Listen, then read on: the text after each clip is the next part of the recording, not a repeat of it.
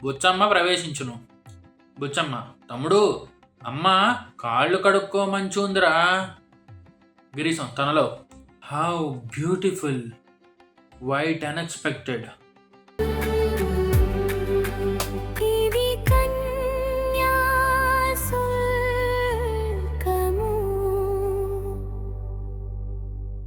వ్యాసం ఇతిహాసం ప్రేక్షకులకు స్వాగతం.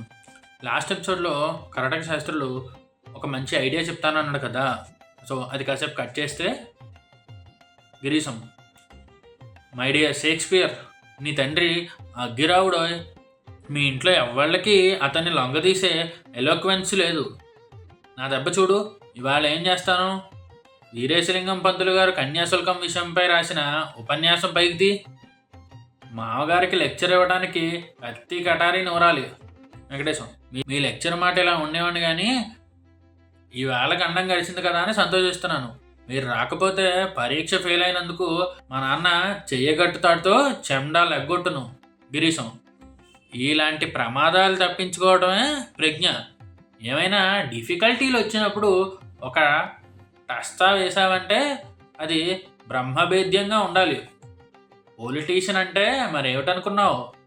పూజా నమస్కారాలు లేక పూజ ఎక్కున్నాను, కానీ మన కంట్రీయే ఇండిపెండెంట్ అయితే గాడ్సన్ లాగా దివాన్గిరి చలాయిస్తున్నావు. ఏమివాయ్, మీ తండ్రి వైఖరి చూస్తే పుస్తకాలకి సొమ్మిచ్చేటట్టు కనబడ్డు. చుట్టాల పట్టణం నుంచి అరగట్టే తెచ్చాం కదా, ఏమి సాధనం? వెంకటేశం: నాన్న ఇవ్వకపోతే అమ్మని అడిగి డబ్బు తెస్తాను. గిరీశం: నీ బుద్ధి ఎలా వికసిస్తుందో చూసావా? ఇలా తర్ఫీదు అవుతూ ఉంటే నువ్వు కూడా పెద్ద పొలిటీషియన్ అయిపోతావు. బుచ్చమ్మ ప్రవేశించును. బుచ్చమ్మ: తమ్ముడు, అమ్మ కాళ్ళు కడుక్కోమంచుందిరా. గిరీశం తనలో: how beautiful, white unexpected. Buchchamma: అయ్యా, మీరు చల్దివన్నం తింటారా? Girisham: not the slight objection. అనగా ఎంత మాత్రం అభ్యంతరం లేదు. వడ్డించడం ఇదిగో వస్తున్నాను. తోవలో ఏటి దగ్గర సంధ్యావందనం అది చేసుకున్నాను.